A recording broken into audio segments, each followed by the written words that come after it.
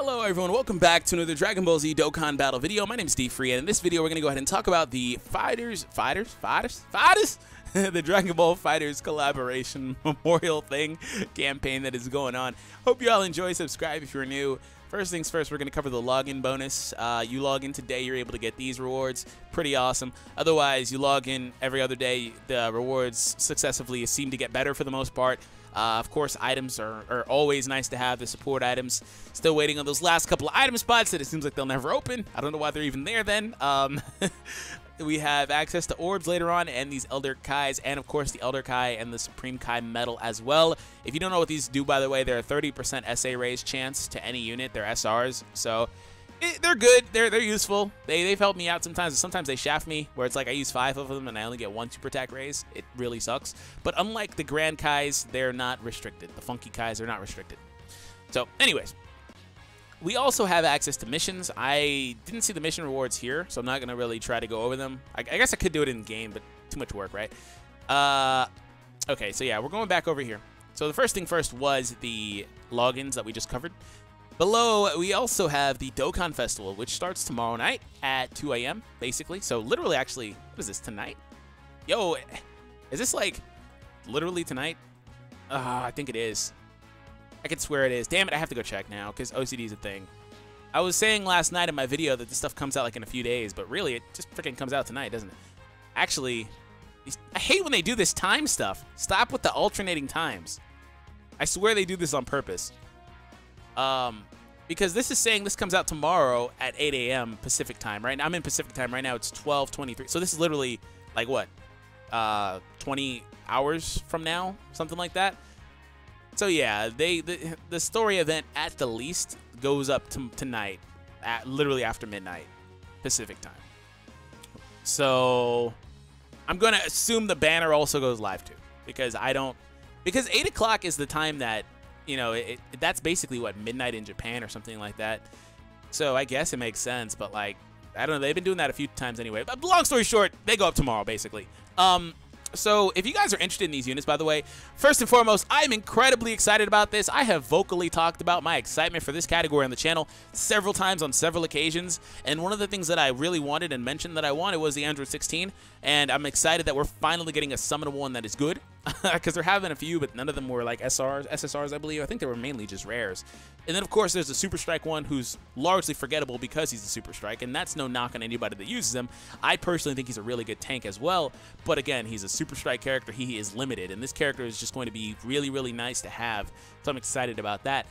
So, of course, there is a free-to-play version of the character. One of the things that I mentioned at the beginning of my video breakdown, by the way, which will be in the description if you want to go over all these characters, is that this character has the ability to be farmable for this one, which is not true. I mentioned it later when I caught on, but no, they're different names, which is good and bad because this character can be on the team as well, but bad because you would have to otherwise use Kais for this unit.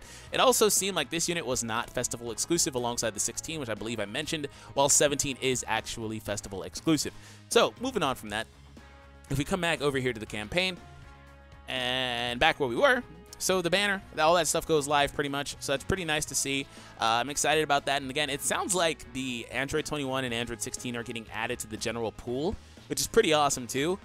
I'm going to assume that's why they put the little Fighterz logo in the bottom corner, because, I mean, they didn't do that for any other game collaboration. Like, the little logos are on the cards now, which I don't mind. I think that's different. It's a nice way to market the character in this game and market your other game if you're Fighterz or your Bandai. But any other collaboration, Dragon Ball Fusions, but those units didn't stay in the pool. Even the free-to-play ones, they didn't have something like that. Maybe it's just because times have changed. You know, heroes, none of that. I don't know. But that's probably why. It sounds like they're going to be in the general pool and, again, are not Festival exclusive. Do not quote me on that. We'll find out whenever the banner goes live. Also, per normal, we're getting the return of the Android the first actual iteration of the Android category banner, but we're getting the return of the category-specific banners. So that's nice to see. We're getting a super sale, so that's pretty awesome. Long Stone style. Shout out to SSJ9K. And then we also have the story mission down here. So, yeah, this is not... It said up here that it was going to be like special edition. That wording, special edition event, kind of makes it sound like it'll be like a limited event, something that wouldn't return. There have been a couple of events, namely like one that I always try to bring up is the one that lets you farm the Cop Krillin. Gosh, I need that event back. Because I didn't have my JP at the time, and I want the Cop Krillin, but I can't get the Cop Krillin. So like that, he's not good, but I want him. That event has never came back. It came out once and never came back. I think there was also a Final Form AGL freeze on that event, which isn't too bad because Final Form Frieza is farmable anyway, but still.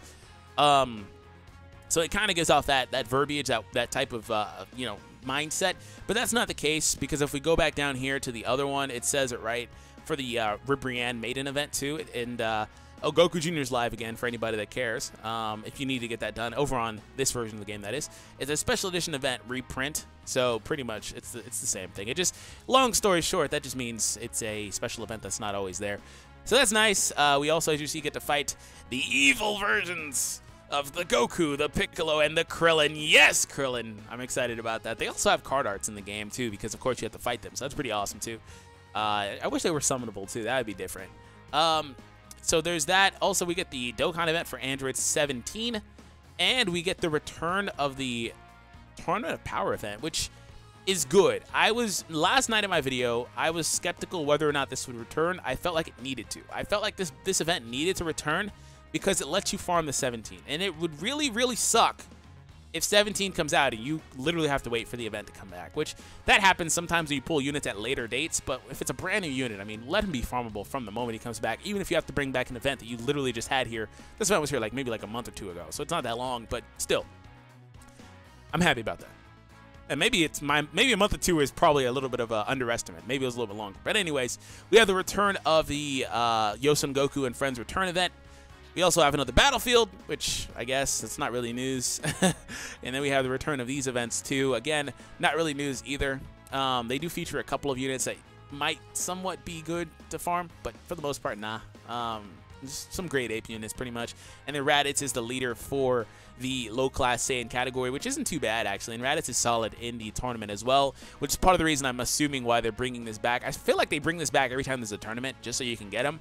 Because for the people that don't have AoE units, you know, he's really good in the World Tournament. And there we are with the 25th World Tournament, the Videl and Hercule-themed one. So there we go.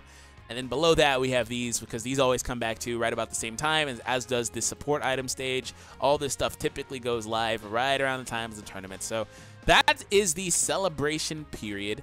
I'm very excited. Like, I'm really, really excited. I don't think, the thing about it is I don't think that these units are, like, must-have units. I really don't. I don't think that they're must-have units. I think that, for a large part, they're highly skippable, to be honest. But it's still nice to have them, right? And just in the game as an option to have on your team, and also introducing a brand new meta team in the game, the category for the Android units. Again, that's another thing that's very, very exciting to me. And I know it's not going to be very popular, especially here on YouTube, video-wise. Those videos won't get the views, but I really don't care. I'll be doing a lot of content on it, assuming I pull these units. So anyways, hope you all enjoy. Subscribe if you are new for more content. Let me know your thoughts in the comment section down below. Have an awesome day, as always, and I will catch you in the next one. Take it easy, and peace out.